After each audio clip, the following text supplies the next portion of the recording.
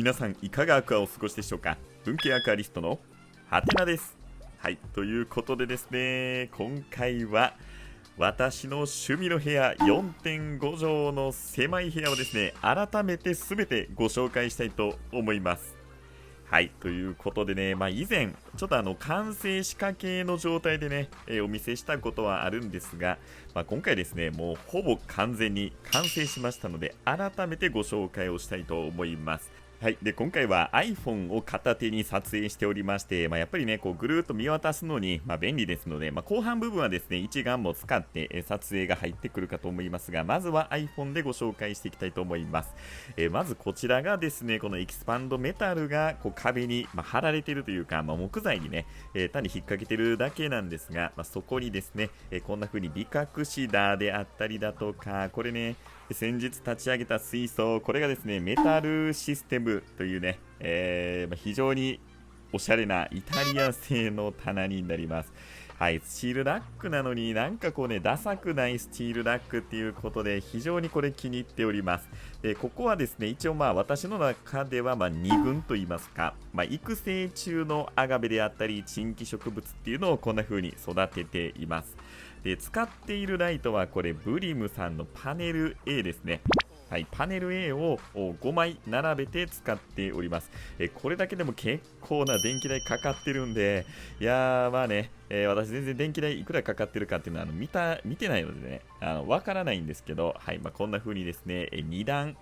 植物を育成するという形で使っています。で、その下はですね、ちょっと雑然と置いている形にはなるんですが、いろんなね、やっぱり用品類、でこれたくさんありますので、それを置いていると。はい。で、ファンをね、地面にこんな風に私置いておりまして、ちょっとスペースがもうございませんで、はい。で、これ水受けっていうことでですね、こんな風に私は木のね、これ赤松材なんですが、これで部屋全体をぐるって囲っております。で、そこにね、シーリングでこう、コーキングをしてるっていうことなので、水漏れはね、少々のものだったら平気という形です。で、これ IKEA で購入した、棚、ガラスのね、扉のついた棚なんですが、一応これあまり使わないんですけど、もったいないんで置いております。で、その上はですね、これ絵画ですよね。3D の、はい、植物を使った絵画もね、カピカピに乾いております。はい、でこれがですね、私の一軍の植物ということになるかと思いますが、自作でこの作った棚、はい、そこにですね、結構サイズ的には大きいもの、一軍というかね、はい、さっきのメタルのラックには置けないような高さのあるものっていうのを、最近はこっちに置いてるということになります。いやもう植物増えに増えてですね、これちょっとこの際数えてみたんですけど、この室内だけでね、100株超えてました。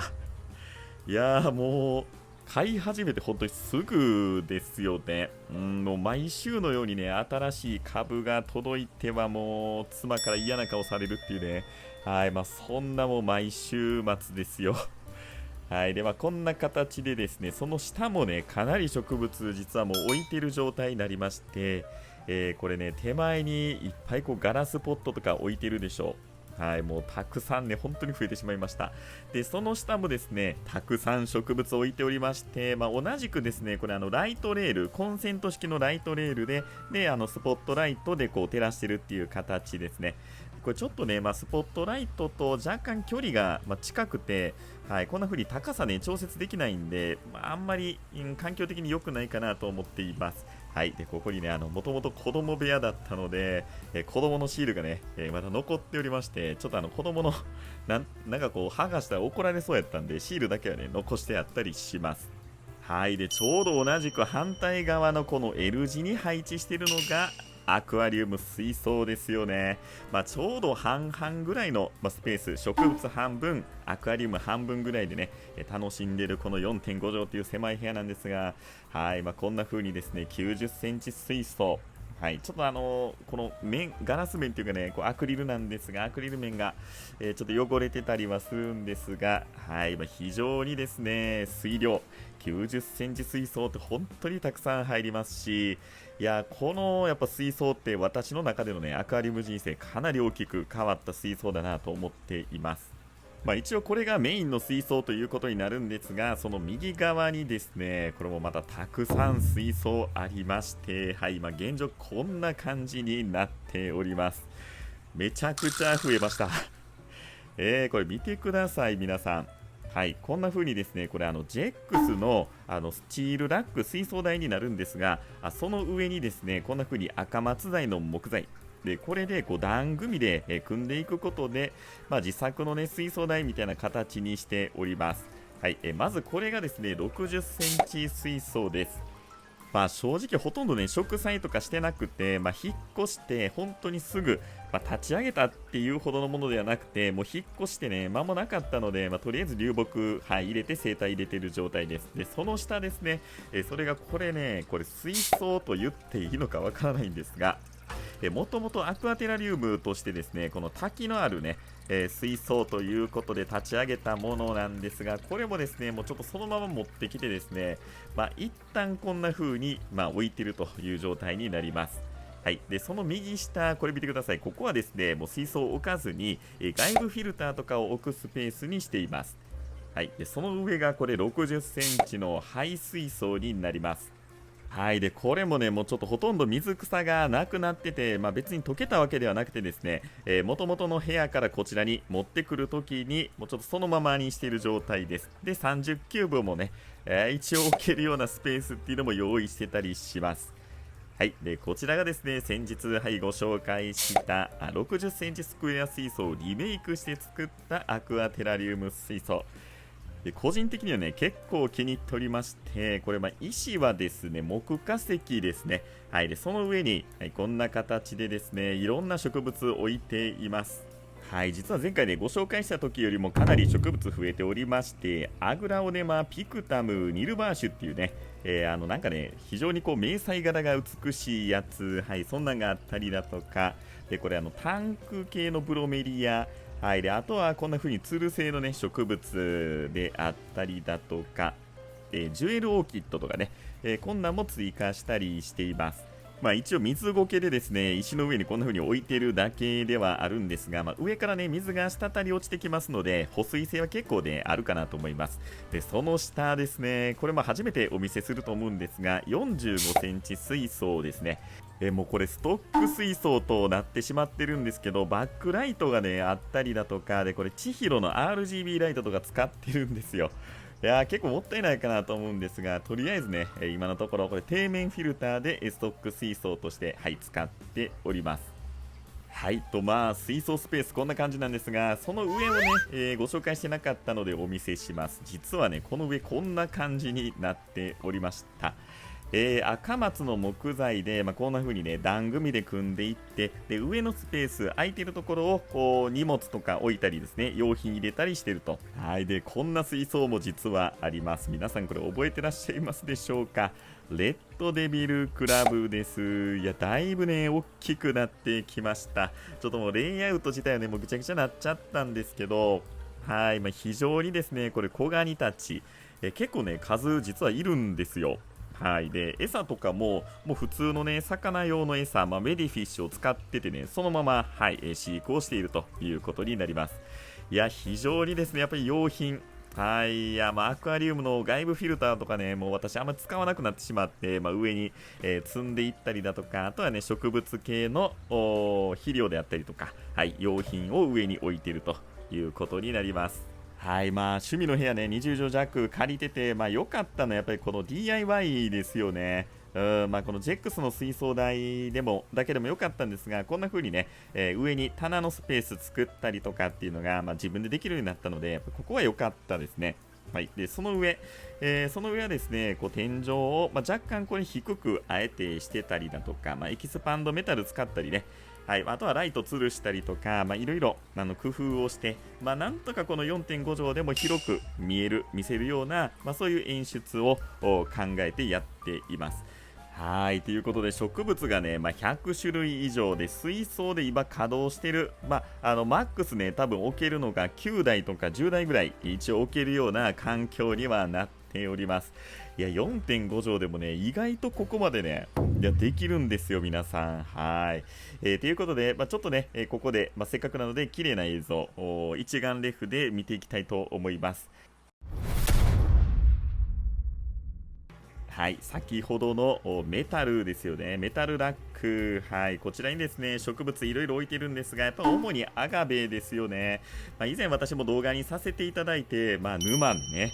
このチンキ沼っていうことで動画アップさせていただきまして、結構ね、たくさんの方にご覧いただきました。いやー、今までこう興味なかった方もね、もしかしたらこれ興味持っていただいたりだとか、あるいはね、もともと興味持っている方っていうのが結構いらっしゃるんじゃないかなと思いまして、いや私とね本当に同じような趣味、持ってる方と、これからもね仲良くしていきたいなというふうには思ってるんですが、いや非常に増えてきました。でこれね、増えてるのもいいんですけど、小株とかもねちょっとずつ出始めてるんですよ。はい。でこれね、どうしようかなと思ってて、っていうのももうほぼほぼ私の棚マックスで使ってる状態ですので、これ以上小株増えても困るっていうね。いやー、もう子だくさん貧乏ですよ、本当にね。いや、子だくさんで貧乏とはまさにこのことで、いや、小株どないしようかなっていうね、いや、その問題がちょっと今ね、頭の中に、はい、ありまして悩んでるんですよね。いやー、どうしようかな。なんか、もしこれあれやったら、チャンネル登録者数、5000人とか、達成したね、暁には、なんかプレゼントとかしてもね、いいのかなと思うんですが、なんかいい方法ないですかね。もしプレゼントにするとしたら、なんかこう、そんなに数ないかもしれないですが、なんかいい方法ないですかね。あんまりいい方法私知らないので、ぜひね、知ってる方いらっしゃったら教えてください。はい、で棚の上ね、はい、先ほどさらっと見ていただいたんですが、これねもうほとんど植物、大体モス、プレミアムモスとかが張り付いてただけの、水槽だったんですが、これもねちょっとさすがにそろそろリセット対象かなと思います。はい、でこちらはですね、先日立ち上げてご紹介した60センチのアクアテラリウム水槽です。はい、非常にですねこれも、個人的には気に入っている水槽になりまして、ここからどんな生態入れるかとかね、まだまだ楽しみがいっぱいある水槽かなと思います。ただですね、若干苔もね、いつも通りちょっと茶色い苔とか生えてきまして、とりあえずね、エビさんとかをさっき入れて、パイロットフィッシュも兼ねてね、入れて試したいと思います。はい。で、上はビカクシダ。いや、ビカクシダもね、非常にいいですよね。まだまだこれ、かけるスペースね、いっぱいあるように見えるんですが、実はベランダにもね、ビカクシダ今大量にあります。いや本当にこれもね、増えるんですよね。なんかこう、取捨選択、やっぱしていく時期かなっていうふうにも思ってるんですが、欲しい人いますかね。さあ、で、次です。こちら。やっぱりアガベとか、で、パキポディウム、やっぱグラキリスとかね。やっぱこの辺がまた本当に魅力的で。いやー、もう沼要素すごいんですよね。はい、でちなみにこの棚なんですが、そんなにね、難しいものではなくて、赤松材のこの角柱ですよね、35ミリのものになるんですが、それをこう段々に組んで、で、その上に板ですね、それとこれガラス板とちょうど30センチぐらい、31センチ角ですかね、そのガラス板を置いて、水がね、やっぱりこう腐りの原因になりますので、それのカバーというか、そんな形で置いています。でこのライトレール、やっぱりコンセント付きのもの非常に便利ですよね。で私もね結構たくさん使ってはいて、正直どれがおすすめって言われると、どれでもいいかなっていう気がするんですが、1.5 メートルとかにこだわらなければエルパーですよね。やっぱあれかなり頑丈で、安全性もね確かかなと思いますので、おすすめはエルパーになります。はい、ということで今回は私の 4.5 畳の水槽部屋、そして植物部屋、はい、こちらのルームツアーということでご紹介してきました。最近ね、メタクエストで4畳半あれば何でもできる、何にでもなれるっていうね、キャッチフレーズ、いやーもうね、私のことやんと思いましてね。